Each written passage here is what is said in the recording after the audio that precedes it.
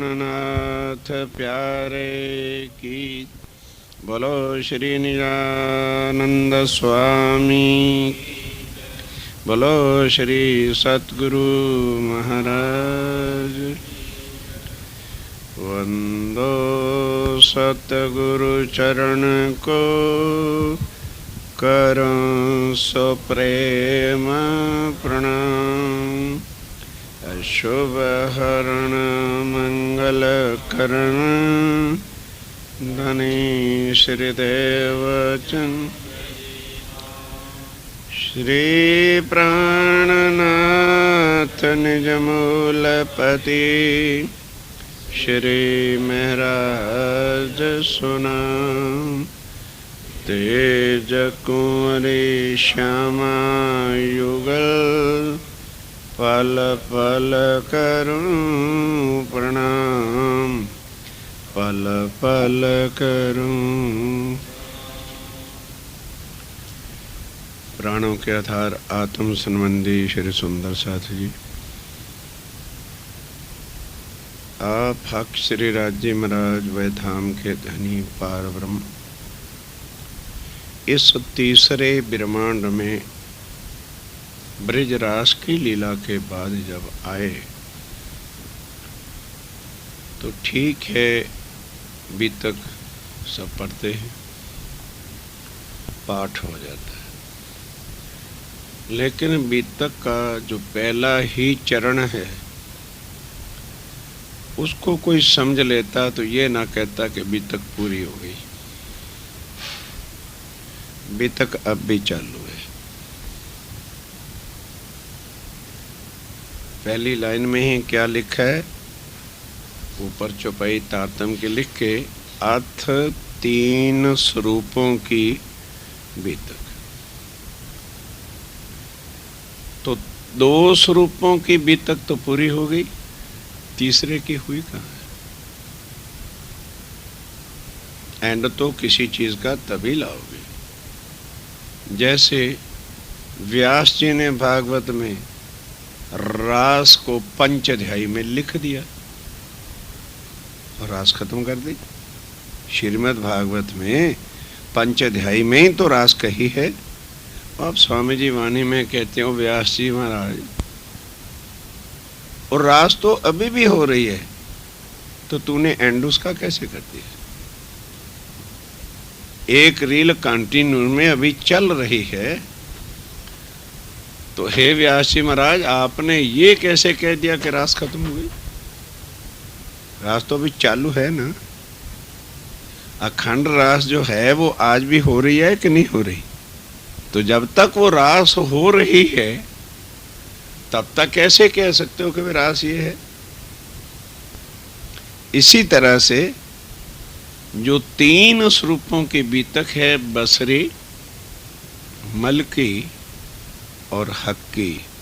हक्की का अर्थ आप पूर्ण ब्रह्म अक्षरातीत ने इस दुनिया में जो कुछ आके करना है उसको हक्की इटली पूर्ण ब्रह्म परमात्मा की लीला कहते हैं, पूर्ण शक्तियों के साथ। तो यदि वो खत्म हो गई है तो फिर अब और कोई दूसरा हक्की सूरत आएगी जो सब दुनिया को अखंड करेगी।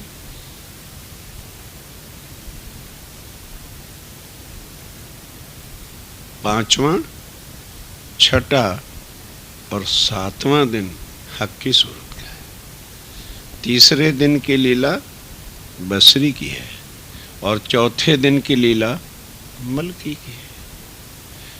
तो बसरी का क्या अर्थ है कि इस संसार में बशर को, मानव को, बशर उर्दू का शब्द है, मानव को अज्ञानता से हटाकर परमात्मा पर विश्वास लाकर उसके नाम की पहचान करवा करके शरीयत कर्मकांड देने का कार्य अरब में हुआ। और उसके बाद क्या कह दिया कि मैं उस परमात्मा से मिल के आया हूँ। ये आवाज़ करोड़ों बार दुनिया बनी, बन के मिट गई, बनती भी रहेगी, मिटती रहेगी, ना तो किसी ने ये कहा और ना कोई कहने का साहस करेगा कि मैं परमात्मा से मिलकर आया।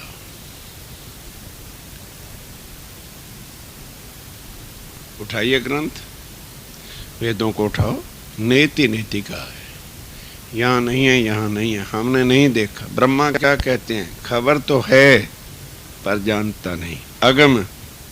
और फिर क्या कह दिया, निगम। अगम जान के निगम कहावे, खोज खोज पचे। और वो क्या कहता है, दुनिया वालों मैं मिल के आया, मैंने उनकी अमृत सूरत को देखा है। 90,000 मेरी टाक के अंदर वर्ड्स थे, 90,000 बातें ना कहना भूल के, 90,000 हर्फ हैं जो मेरी और अल्लाह ताला की बातें हुई हैं, उसमें 90,000 वर्ड्स हैं जो मेरी उनकी टाक हुई है। तो 30,000 का तो विषय एक था, 30 का दूसरा था और 30 का तीसरा था। 3 विषयों पर बातें हुई थी। एक विषय तो ये था कि दुनिया जो आग पानी पत्थर की पूजा करती है, उनको बताओ कि आग पानी पत्थर परमात्मा नहीं है, क्योंकि अरब में जब वो शक्ति आती है तो उस समय यहूदी लोग ही थे वहाँ पर। तो यहूदी लोग पत्थर की ही मूर्तियाँ बना बना के पूजा करते थे। और उस समय राज वहाँ पर उनके चाचा अब्बू जहल का था। वो बिल्कुल रावण की कॉपी थी। वो समझता था कि मैं ही खुदा हूँ, मेरे से बड़ा और कोई नहीं है। उनके विरोध में उन्होंने जो है उस पार ब्रह्मक्षातीत श्री राजीव राय के नाम पर दुनिया को ये कहा कि वो ही सबका बड़ा खुदा है। तुम आग पानी पत्थर की पूजा छोड़कर उनके नाम पर जो है ये जिसको हम नमाज कहते हैं, ये तुम शरीयत की बजाओ। अगर तुम नहीं बजाओगे तो मुझे खुदा ने कहा है कि वो आके तुम्हें दोज़ख में डालेगा, फिर डाल करके तुम्हें जला देगा और तुम्हारी खलड़ी उतारेगा, फिर तुमको दोज़ख में डालेगा। इतना डर दिखा दिया। मुसलमान आज मर सकते हैं पर नमाज पढ़ना छोड़ सकते नहीं। ये शरीयत डंडे से, डर से, कानून हमेशा डंडे से चलता है, प्यार से नहीं चलता। ये थी पहली। और क्या कह दिया कि जाओ दुनिया वालों को बोल दो कि भाई तू जो नई बात कहेगा, आज दिन तक उस दुनिया में किसी ने ये नहीं कहा होगा कि मैं खुदा से मिलके आया हूँ और मैंने उनकी सूरत देखी है। फिर उसके कईयों ने दुनिया जैसे भी प्रश्न किए कि उनकी शक्ल कैसे थी। उन्होंने कहा अमृत सूरत थी, किशोर स्वरूप था। उर्दू का शब्द है अमृत सूरत, तो हिंदी में अपन क्या कहते हैं, किशोर स्वरूप था। तो फिर उस कई अनाप शनाप भी क्वेश्चन किए लोगों ने, भाई किशोर स्वरूप था तो उनके सिर पर बाल भी होंगे, बूढ़ा होता तो शायद ना होते। उन्होंने कहा हाँ बाल भी थे। तो कैसे थे, घुंघराले थे। और भाई बाल थे तो फिर तो तेल लगा हुआ होगा। कहना हाँ तेल भी लगा था। तो कैसा लगा हुआ था, इतने हिना का था। तो क्या तुमने सूंघा था? बुद्धि है ना यहाँ की। अटपटे सवाल करने थे उनके ऊपर। उन्होंने कहा भाई अल्लाह ताला के मेरे बीच में 2 पर्दे भी थे, जब वो पर्दे हट जाएंगे तो मैं भी जाहिर हो जाऊंगा, मेरी बातें सच्ची हो जाएंगी और अल्लाह दुनिया में जाहिर हो जाएंगे, खुदा बिल्कुल ओपन हो जाएगा। कहने लगे तो फिर फर्क कितना था? कहना बस एक कमान के एक कोने से जैसे दूसरा कोना होता है, इतनी ही जो है फर्क था।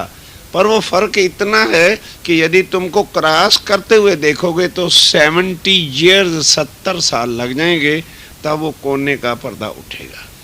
अब ये है बातूनी अर्थ। ये कौन बताएगा? ये इसके मायने खुद खुदा ही बताएगा। मुझे तो उन्होंने ये हुक्म दिया है कि दुनिया को मेरे नाम की बंदगी सिखा और मेरे आने की सूचना दे दे, इससे ज़्यादा उनको कहना कुछ नहीं। वही बात उन्होंने आके कहा। तो इसलिए उस शक्ति से जितना काम करवाया मानवता का, तो इसलिए उसका क्या नाम रखा? बसरी। मानवीय ज्ञान देने वाली शक्ति का नाम क्या है? बसरी। वो पूरी हो गई, उसका काम पेंडिंग नहीं। अब दूसरी शक्ति क्या है? दूसरी सूरत क्या है? मलकी। मलकी का अर्थ क्या है? ईश्वरीय। ज्ञान ला करके सतगुरु श्री देवचंद जी को जागृत बुद्ध, जो आज दिन तक संसार में थी ही नहीं, जिसके बिना सारा संसार ज्ञान से अधूरा था, एते दिन त्रिलोक में होती बुद्ध सुपन्न, सो बुद्ध जी जागृत बुद्ध ले प्रगटे पुरी नौतन। वो पराशक्ति। ये जागृत बुद्ध क्या है? जो गीता भागवत वेदों में क्या कहा है कि दो शक्तियां हैं, एक परा और दूसरी अपरा। अपरा किसको कहते हैं? चाहे वो यहाँ के देवी देवता हैं, तीर्थंकर हैं, अवतार हैं, कोई भी शक्ति है, वह मिथ्या है। वही बात गीता में बताई कि देख मेरा सारा वैराट ये नाशवान है। क्यों? क्योंकि मैं पोते नाशवान हूं। मैं जन्मता हूं, मैं मरता हूं, मैं भी मिथ्या हूं और मेरी बनाई हुई दुनिया भी मिथ्या है। और जो तू ये ज्ञान पूछना चाहता है कि उत्तम पुरुष पार ब्रह्म रियल में कौन है, सुप्रीम ट्रुथ किसको कहते हैं, तो जब तक पराशक्ति नहीं आ जाती तब तक कोई भी वर्णन कर सकता नहीं। तो फिर वही प्रमाण और ग्रंथों में भी आए कि तारतम ये न जानाति सच्चिदानंद लक्षणम। जब तारतम ज्ञान, तारतम का अर्थ क्या है? जो अंधकार को हटाकर ज्ञान का सूर्य उदय करे, वो ज्ञान तारतम ज्ञान है, ना कि तारतम किसी मंत्र का नाम है। कोई कुछ कहता है कहे, लेकिन ज्ञान क्या कहता है? कि वो ज्ञान जो अज्ञानता को हटा के पार ब्रह्म की पूर्ण पहचान करा देता है, उसको तारतम ज्ञान कहते हैं। वो कब आएगा? जब वो स्वयं दुनिया में आएंगे। आएंगे आएंगे था नहीं, खुद आए और श्यामा महारानी देवचंद जी के तन में बैठकर वो काम प्रैक्टिकल करके सारे ज्ञान को लाके सबके क्षण से मिटाए और अक्षर और अक्षरातीत का रास्ता खोला। ये था उनका काम, ज्ञान के द्वारा वो हो गया। अब तीसरी बाकी बात क्या थी? कि मैं खुद आऊंगा और अपने अर्श की बातें, परम धाम की, और मेरी आत्माएं जो रूहें हैं, इनसे मेरा क्या संबंध है और मेरा परम धाम क्या है, वो मैं आके खुद कहूँगा। वो तुझे कहने का अधिकार नहीं है। तुम्हें बता रहा हूँ, दिल में रखना, लेकिन इसको खोलने का अधिकार नहीं है। कह देना खुद खुदा जब आवेगा तो क्या होगा? हकीकत और मार्फत, यानी ज्ञान ने विज्ञान जो सुपरिचुअलिज्म है, जैसे आज सारे दुनिया वाले कहते फिरते हैं अरे भाई हमारे गुरु श्री जी पधार रहे हैं, सुपरिचुअलिज्म पर उनका जो है व्याख्यान होगा। But none can explain what is soul, ये दावा है तारतम की वाणी का। सब आत्मा आत्मा कहते फिरते हैं, कोई तारतम के ज्ञान के बिना बताए आत्मा है क्या? कहने को सारी दुनिया बड़े बड़े और भी उठ खड़े हुए हैं, आत्मचिंतन कीजिए, आत्मचिंतन का नाम परमात्मा है, आत्मा के ज्ञान के बिना आप अधूरे हैं। अरे भाई आत्मा बता तो सही क्या है, किसका चिंतन करें? आत्मा थंबा है, घोड़ा है, हाथी है, क्या है? एक्सप्लेन कर तू क्या है, तब तो हम कहे कि तू स्पिरिचुअलिज्म पे बोल रहा है। जीव को ही आत्मा कह के दुनिया बैठी हुई है। और फिर आत्मा शब्द जब संसार में पढ़ लिया तो दोनों का जॉइंट लगा देते हैं, जीव आत्मा। अरे भाई कहने वालों, वो सुनने वालों, इतने ना बुद्धू बन के बैठो। जीव जन्मता है और जीव मरता है, आत्मा ना जन्मती है ना मरती है, तो दोनों को एक कैसे कर दोगे? तो ये सारी क्लैरिफिकेशन वो खुद आके बताएगा, जो खुद रोज गा तो देते हैं हम संध्या आरती में, खीर नीर का किया नवेरा। किसने? खुद राज्य महाराज ने। और क्या करेगा?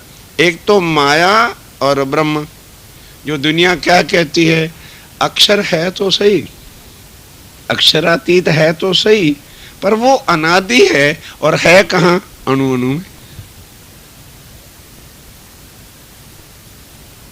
अनादि भी कह रहे हैं, और फिर क्या कह रहे हैं कि वो कण कण में है। कभी सोचा है कहने से पहले? उधर हम उनको अखंड कह रहे हैं और उधर फिर कण कण में किसको बिठा रहे हैं? ये जो बेवरा है ये वो खुद आके करेगा। बैठे हो ना अमेरिका में, सुबह यहाँ की लेबोरेटरी जो है मुझे साथ ले चलिए। आप तो डरोगे शायद, हम नहीं डरते।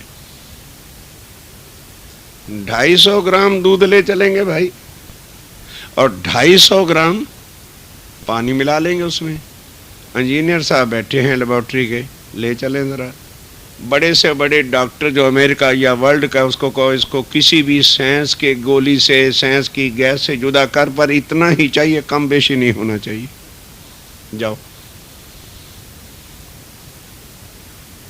जो काम दुनिया का इंसान नहीं करेगा उसको एक पक्षी कर सकता है, जिसका नाम हंस है। उस हंस को कहना ले भाई इसको जुदा कर दे, वो अपनी चोंच डालेगा सिर्फ और पिएगा, तो उसकी चोंच में परमात्मा ने गुण दिया है कि उसकी चोंच केवल दूध पिएगी, पानी पी सकती ही नहीं। वो कह देगी। इसलिए कबीर जी ने क्या कहा? जीव, हंस और परमहंस। कलयुग में हंस और परमहंस उतरेंगे। अब वो हंस क्या है? ईश्वरी सृष्टि। और परमहंस क्या है? ब्रह्म सृष्टि। अब उनकी चोंच क्या है? उनका ज्ञान है। समझ लगी? अब ये ज्ञान जब आया और राज्य खुद आए तो ज्ञान के द्वारा कह दिया भाई माया मिथ्या है और ब्रह्म सत्य है। कैसे सत्य है? वो सत्य है, चेतन है और आनंद ही आनंद है, सच्चिदानंद है। और माया उसे टोटली रिवर्स है, उलट है। वो सत्य है तो ये सारा ब्रह्मांड असत्य है। वो चेतन है तो यहाँ 5 तत्व हैं, पांचों के पांचों जड़ हैं। जल, वायु, अग्नि, पृथ्वी, आकाश हैं, लेकिन जड़ है, बोलते नहीं।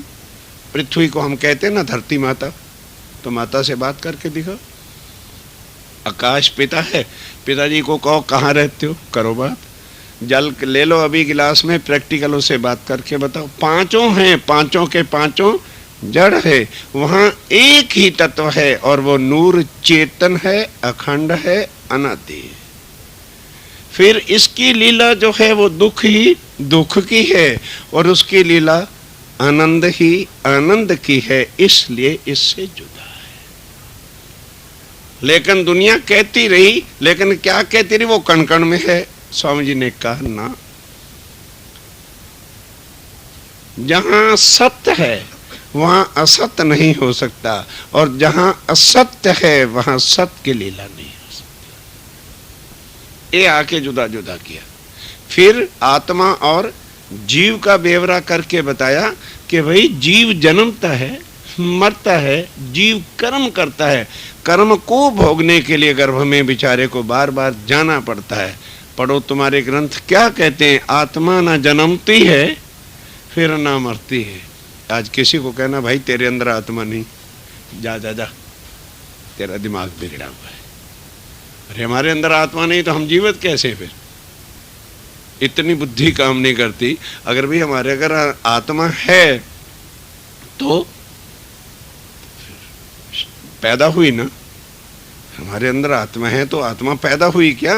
नहीं, आत्मा पैदा नहीं होती, वो किसी टाइम भी तन में आके प्रवेश जब करती है तो वो आत्मा चेतन तत्व से है, इसलिए तन में रहते हुए भी किधर खींचेगी? उधर ही जहां उसके संबंध है। ये उसकी पहचान होती है। ये सारी डेफिनेशन, क्लैरिफिकेशन आकर के स्वयं श्री राज्य महाराज ने अपने ज्ञान से निज बुद्ध की चोंच जो कहा है हंसों की, उसके साथ ज्ञान के साथ सत असत को जुदा, माया ब्रह्म को जुदा, जीव और आत्मा को जुदा जुदा करके बताया। ये खुदा करेगा, हो गया। लेकिन अभी तो उनकी काम बाकी है। 3 स्वरूपों की बीतक है ना, तो जो हक की सूरत है, खुदा वाली सूरत है, उसका तो काम अभी पूरा हुआ नहीं, क्योंकि 7वें दिन में खुद खुदा ही तो न्यायाधीश बन के सबका न्याय करेगा और फिर आत्माओं को परमधाम, ईश्वरी को बेश्त में और सारे जीवों को भावसागर से पार जब करेगा और वापस परमधाम जाएगा, उस दिन उसकी बीतक पूरी होगी। अभी बीतक चल रही है। हम तो कह देते हैं लो जी बीतक का पाठ हो गया, आरती कर लो, पूरा हो गया। 8वें पैर में ये लिखा हुआ है कि अभी बीतक चल रही है। तो अभी पढ़ा हो ना बैठ के जरा ध्यान से, तो उसमें एक मंगलाचरण है। समय हो गया वो भी सुना देंगे, आगे समय बच गया। तो मंगलाचरण में शुरू से लेके आखिर तक की बात 84 चौपाइयों में बंद है।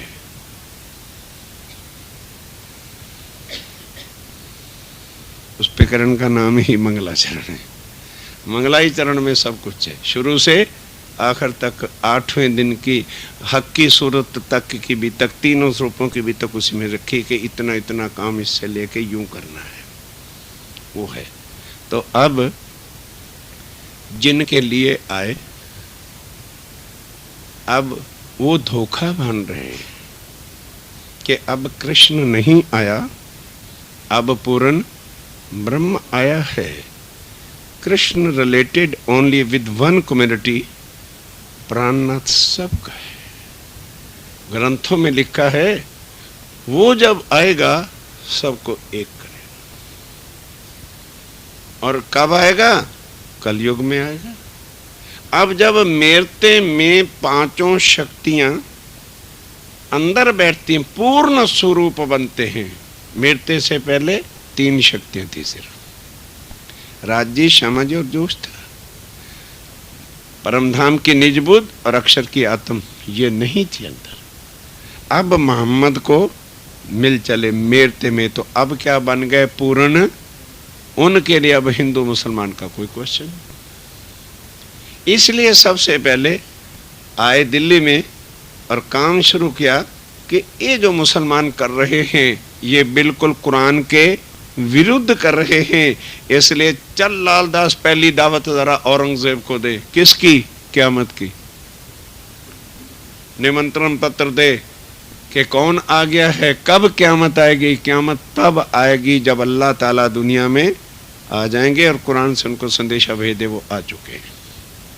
अब मिलने के लिए बड़ी प्रॉब्लम थी, ट्राई तो करते रहे, लेकिन उसके बाद समय आ गया जो हिंदू शास्त्रों में लिखा हुआ था कि 1735 में कुंभ का मेला जो हरिद्वार होता है, वहाँ पूर्ण ब्रह्म एक मनुष्य तन में आकर के दुनिया में जाहिर होंगे और सब जितने भी लोग होंगे उनसे प्रश्न उत्तर करेंगे।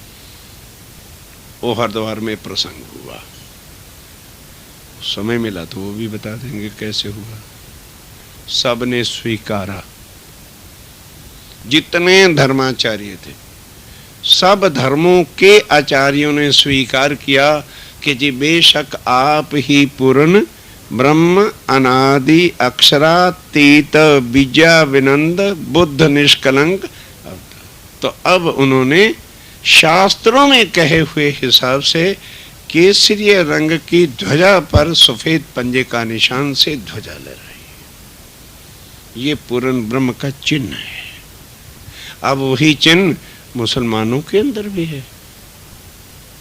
हिंदू कुछ लोग स्वार्थी, यदि झंडे में पंजा उतार देंगे तो स्वामी जी का क्या निशान खत्म हो जाए। जिनको दर्द है पंजे से वो नहीं दंडे कभी पंजे के वो पूजन करेंगे। उतारा उतारा, यह क्या है। अब मुहर्रम आए ना, यहाँ भी घोड़े पे सवारी उनकी निकलती होगी शायद, मैं पता नहीं जानता। मुहर्रम वाले दिन क्या होता है, घोड़ा उनका खाली चलता है, घोड़े के ऊपर आदमी कोई नहीं बैठ सकता। उनके शिया लोग जो हैं उनके 11 इमाम हो चुके हैं और 12वां इमाम मेहंदी ने आना है। और क्या लिखा है, वो सफ़ेद घोड़े पर आएगा। अपनी अकल से काम करते हैं, वाइट घोड़े पर ही उस दिन वो ताजिया निकालेंगे। सफ़ेद घोड़े का अर्थ क्या है कि उनके ज्ञान में किसी प्रकार की भी कमी नहीं होगी, ये वाइटनेस होगी उनकी, ये नेह कलंक होगा। उनके ज्ञान में किसी प्रकार की कमी, कलंक का क्या मतलब होता है, दाग लगना। तो उनके ज्ञान के अंदर जो चीज़ भी कोई पूछेगा उसकी वाणी उसको पहचान कराएगी। इसलिए इसको बेशक इल्म कहते हैं कि जिसकी वाणी में किसी प्रकार का संदेह, शक, कमी बाकी नहीं। कोई भी प्रश्न दुनिया का, किसी भी धर्म का, गीता का, भागवत का, वेद का, शास्त्र का, पुराण का, कुरान का, बाइबल का, कोई भी करो, ये वाणी आपको जवाब देगी। इसलिए उनका घोड़ा कौन सा है, वाइट है। ये है वाइटनेस। और फिर क्या होता है, ऊपर क्या होता है, पंजा। कभी भी आप ताजिए के अंदर मुहर्रम की सवारी देखना, वाइट घोड़ा होगा, बैठा कोई नहीं, ना कोई बैठ सकता है। इस पर कौन बैठेगा, इमाम मेहंदी, और उस पर क्या लगा होता है, पंजे का निशान होता है। अब औरंगजेब के पास दिल्ली में आ गए। अगर तो अब कई सुंदर साथ कहते हैं जब पूर्ण ब्रह्म थे, जब पूरी शक्ति थी, तो औरंगजेब को क्यों नहीं जगा सके। उपाधि में लक के इशारे से करोड़ों ब्रह्मांड बनते और मिटते हैं। तो कहते हैं कि यदि वो शक्ति का ही प्रयोग करना तो वक़्त आखिरत को करके बताएंगे। और फिर इसी पाती में है, अब औरंगजेब से मिलना है सुंदर सा जी, कहना तो बहुत आसान है।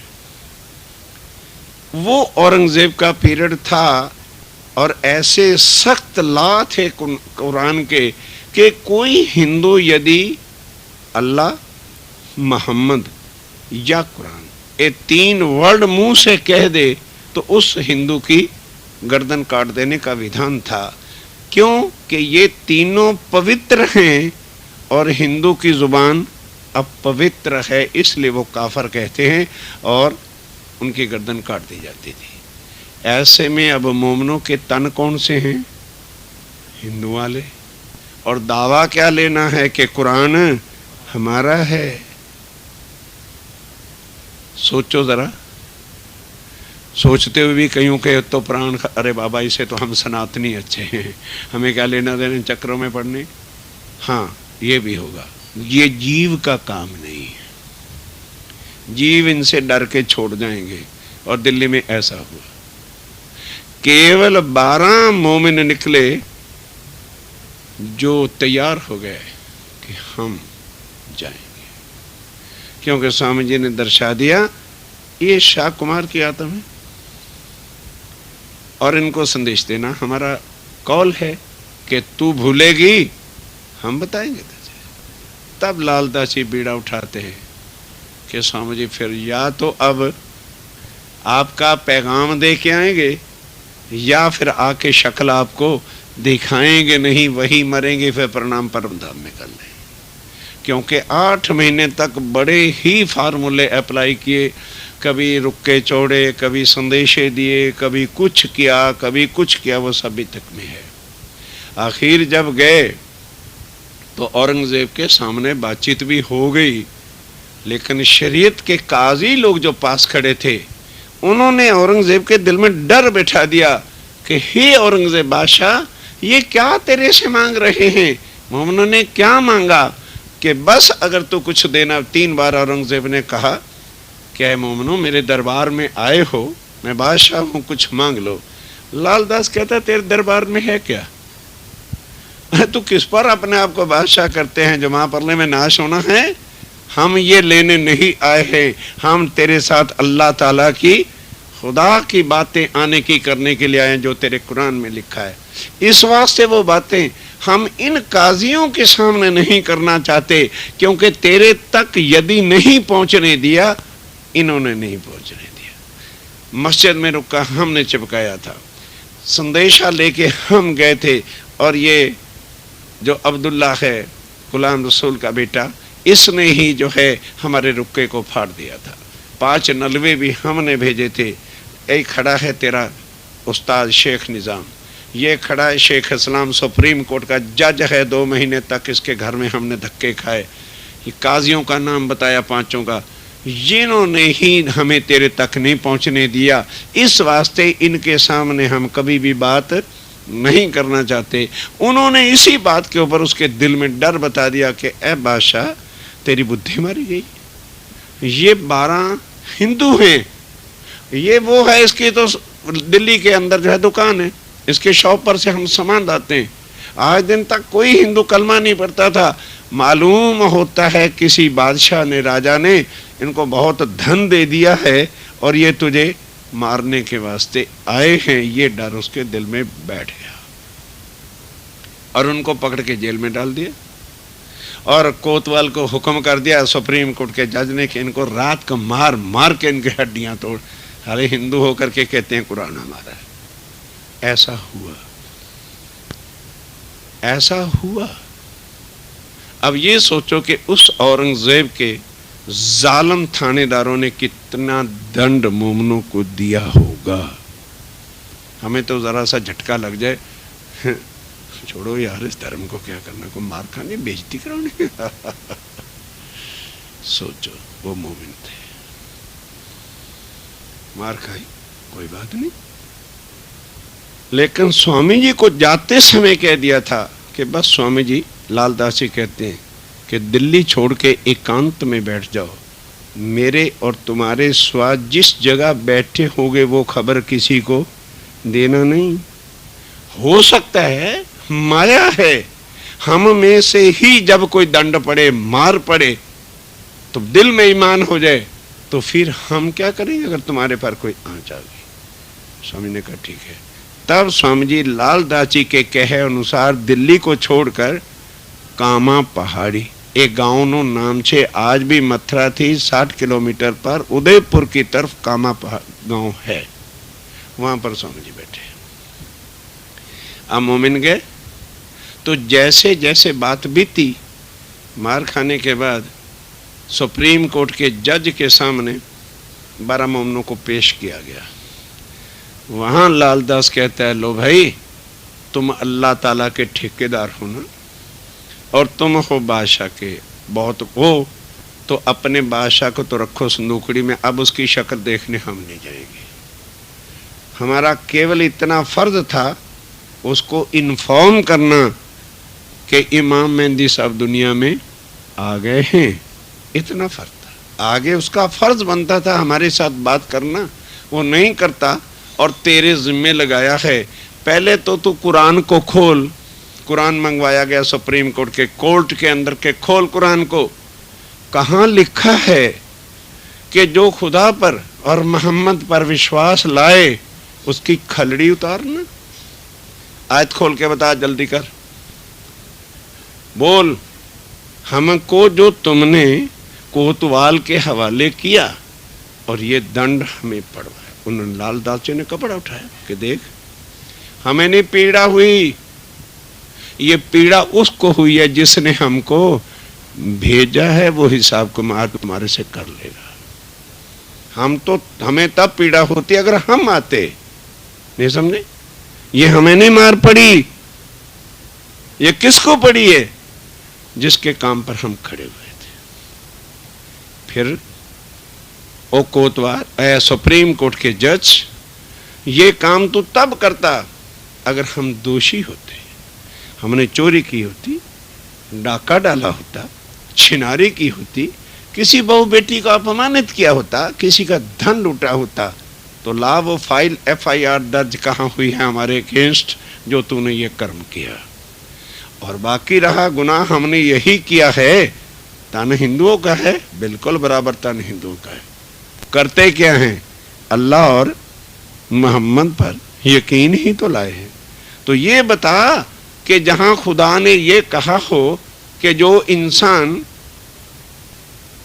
मेरे पर यकीन लावे उसको मार, और ये भी खोल के बता कि वो रब्बुल आलमीन है कि रब्बुल मुसलमीन है। नहीं समझे? कि वो परमात्मा सब कुल ब्रह्मांडों का है या केवल मुसलमानों का है। रब्बुल आलमीन का मतलब कुल आलमों का, कुल दुनिया का वो परमात्मा है, या रब्बुल मुसलमीन है, केवल एक मुसलमानों की रजिस्टर्ड बॉडी है। ये तू कुरान में से बता, कहां बताए?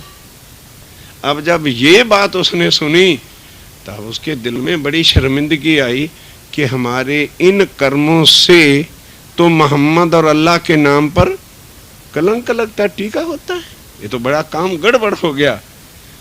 फिर लालदास जी नेक्स्ट को भरी सभा थी, हजारों मुसलमान जो है दिल्ली में सब तमाशा देखने के आए कि देखें भी आज क्या होता है। और एक तरफ सुप्रीम जो सबसे बड़ा काजी था उस समय, कुरान का मालिक जो शरह बनाने वाले था, वही सुप्रीम कोर्ट का जज होता था, वो उसका नाम शेख इस्लाम था। कहते भाई हमने ये दावा लिया है ना कि कुरान हमारा है, और तुम कहते हो कुरान हमारा है, तो जरा ये बता दो जब ये दुनिया नहीं बनी थी तो अल्लाह ताला ने किसके साथ बातें की थी जो कुरान में लिखा है कि उतरते अरवाहों को हक्के कहा अलस्तो बेरब कुम।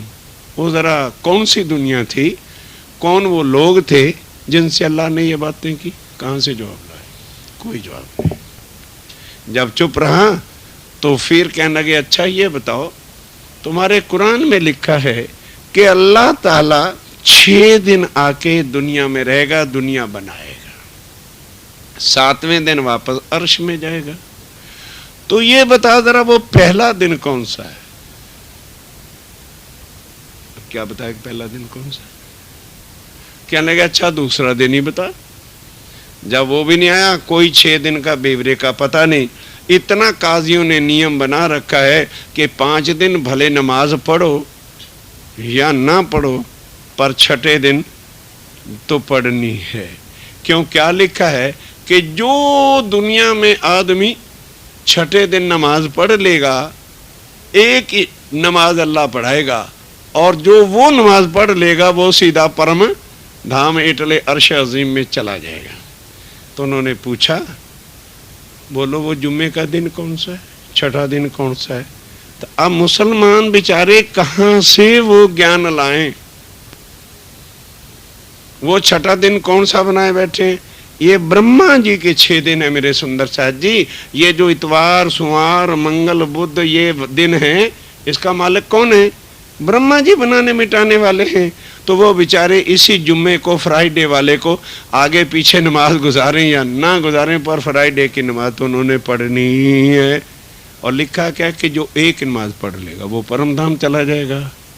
और ये एवरी फ्राइडे को पढ़ते हैं, महीने में 4, साल में 50, और 60 साल की उम्र होगी तो 300 नमाजें पढ़ ली, पर कोई भी अर्श में गया नहीं।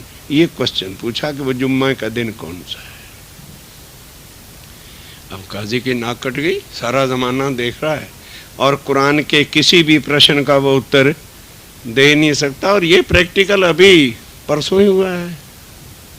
यहाँ आपके अमेरिका के बहुत बड़ी मस्जिद के मालिक हैं, नाम उसका अब्दुल हमीद है। हम 4 भाई गए थे, यही क्वेश्चन उनके सामने लिखा, बारी बारी क्वेश्चन किया तो क्या कहता है? Sir this is my beyond capacity. फिर दूसरा question, this is also my beyond capacity. तीसरा question, this is also my beyond capacity. कहाँ से कैपेसिटी आएगी? दाढ़ी रखी है, इस्लाम के ठेकेदार है। ये है प्राणनाथ जी की वाणी। ये उस पूर्ण में परमात्मा की वाणी है जो परमात्मा सबका एक है। ये वो खाली एक छोटी सी कमेटी का परमात्मा नहीं है, ये वो देवी का धर्म नहीं है कि जिसको थोड़े ही लोग मानते हैं, बाकी से कुछ मतलब नहीं। हिंदुओं के किसी ग्रंथ में लिखा है कि परमात्मा एक कम्युनिटी का है। परमात्मा कहते ही उसको है the God which relates only A one community is not a god. कभी भूल के उसको परमात्मा ना मानो और ना उसकी पूजा करो, नहीं तो जीवन तुम्हारा नष्ट है, नष्ट है और नष्ट है। उठाओ ग्रंथों को। परमात्मा वही है जो उत्तम पुरुष अनादि अक्षरातीत है, जो सब का है। तो जो सब का है उसके पास तो सब स्टोर में उसके सारी बातें होंगी। तो इसलिए कई लोग कुरान का विषय सुन के घबरा जाते हैं, भाई और सारे इतने हिंदू धर्म हैं, कोई राम को मान रहा है, कोई कृष्ण, कोई भी नहीं मोहम्मद का नाम लेता, मालूम होता है ये पाकिस्तान के एजेंट हैं, ये तो हमें भी शायद मुसलमान बना देंगे। और मुसलमान के अर्थ क्या है? जिसका उस परमात्मा पर यकीन पूरा है वो मुसलमान। ये नहीं कि जो दाढ़ी रखे और ये करे वो मुसलमान, ये तो शरीर से रखे फिरते हैं ना। तो यकीन आत्मा से आना है कि शरीर से आना है? भाई यकीन जो लाना है, विश्वास जो लाना है, वो तो आत्म से लाना है। तो ये थोड़ा कि दाढ़ी आधी मूंड लो, मुच्छे रख लो, पजामा ऊंचा कर लो, ऊपर नहीं नीचे वाला पजामा, उनके घुटने नंगे ही होते रहेंगे। तो इस तरह की सजा इब्राहिम को मिली थी, वो फिर कभी बताऊंगा। ये मोहम्मद साहब के जीवन में आया कि जिनको वो तार देते थे कलमा, अब्दुल्ला के डर से वो जाके उधर मुकर जाते थे। तो फिर मोहम्मद साहब ने अल्लाह से प्रार्थना की कि मेरे अल्लाह ताला, मेरे पास आते हैं तो मेरे बन जाते हैं और उधर जाते हैं तो उधर हो जाते हैं, तो फिर मैं क्या करूं? कहने लगे सीधा कर, तू ऐसा कर जो इब्राहिम को सजा मिली थी वो सजा इन पर लागू कर दे, इनकी दाढ़ी मूछे मुंडवा दे, उनको जो सजा मिली थी वो इनका सब कार्य पूरा कर दे। तो फिर ये कहीं भी जाके उधर जाएंगे तो पता चल जाएगा कि ये मोहम्मद के आदमी है। ये शरा ए बनाई कि इनको ज़ाहिरी दंड दो और इनके ये चिन्ह बना दो, तब जाके वो एक अलग हुए। अब वो सारी बातें जब उसने सुनी तब फिर उन्होंने कहा, अरे ये बताओ, लिखा है कि जब अर्श से मोमिन और फरिश्ते उतरेंगे तो वो रात 1000 महीने से भी बड़ी होगी। उस रात में ये उतरेंगे। इल्ना इंडुलना हुफी लेल तूल कदरे, फी लेल तूल कदरे माँ वदरका। माँ कहते हैं महीने को, वदरका मैंने 1000 महीने से बड़ी रात होगी। अब वो क्या बताएं? तो काजी लोग क्या कहते हैं, जब हम रमज़ान के रोज़े रखते हैं तो जो 27th रोज़ा नाइट होती है वो रात है, तो 12 घंटे की होती है। तो फिर कुरान झूठा है क्या? कुरान में तो 1000 महीने से भी बड़ी रात कही है। अब वो बड़ी रात क्या है कि ये 84 साल तक जो है ये मोमनों का उतरना, वाणी का उतरने का पीरियड है। तो ये सारी बातें अब जब एक भी नहीं उत्तर दे सका तब वो चिट्ठी लिखता है औरंगज़ेब को कि है बादशाह सलामत, ये हकीकत में दीन इस्लाम के लोग हैं, इमाम मेहदी के आदमी हैं। अब आप हुक्म दो तो इनको मैं अपने घर ले जाऊंगा, खिदमत मैं इनकी करूंगा और इनसे मैं सारी कुरान की बातें पूछ के आपको लिखूंगा। तो फिर उनके साथ बातें होती रही, उसने स्वीकारा। जो एथेंटिटी बनाई गई थी शेख इस्लाम को, तो मोमिनों ने उनसे कुरान की बातें की और उन्होंने मंजूर किया कि बेशक 11वीं सदी है और इमाम मेहदी दुनिया में आ गए और आ गए, लेकिन किसी को खबरदार बताया था। क्यों? इसलिए कि अगर ये बात औरंगजेब को पता चल गई, वो तो पहले से इंतजार में बैठा है कि इमाम मेहदी ने आना है और वो सीधा बाबा बन जाएगा हमारा राज भी खत्म हो जाएगा और हमारा इस्लाम भी खत्म हो जाएगा, इसलिए खबरदार। अब विजय तो हो गया, लेकिन उल्टा काम हुआ। क्या उल्टा हुआ कि सुंदर साथ सीधा डायरेक्ट हिंदू भेष में जाना चाहते थे, लेकिन उस भेष से मुलाकात जब नहीं कर सके तो लाल दास जी ने सब 12 मोमनों को कहा कि देखो, कुरान की बातें सब हमारे पास हैं और हमारे घर की बातें हैं, भाषा का अंतर है और बीच में अंतर क्या है जो हमें औरंगजेब से मिलने नहीं दे रहा, ये धोती और झाबा इन्हें उतार दो। तो क्या करो, काजियों जैसा सूथना और सिर पर वैसे रुमाल, जैसे काजी होते हैं वो रूप धारण करो। तब वो रूप धारण करके मस्जिद में गए थे, तब औरंगजेब से बातें हुई। विजयी जब प्राप्त हो गई तो अभी उनको जाने की इजाज़त नहीं थी।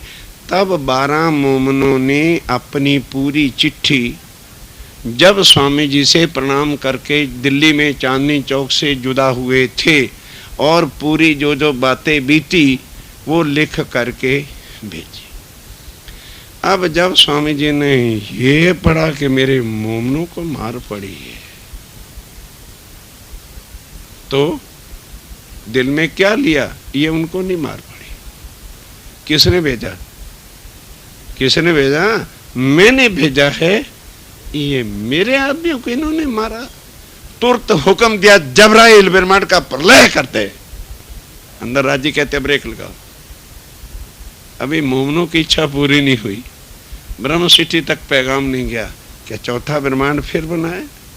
तब रात रखी कछु खींच के, सो भी वास्ते तुम।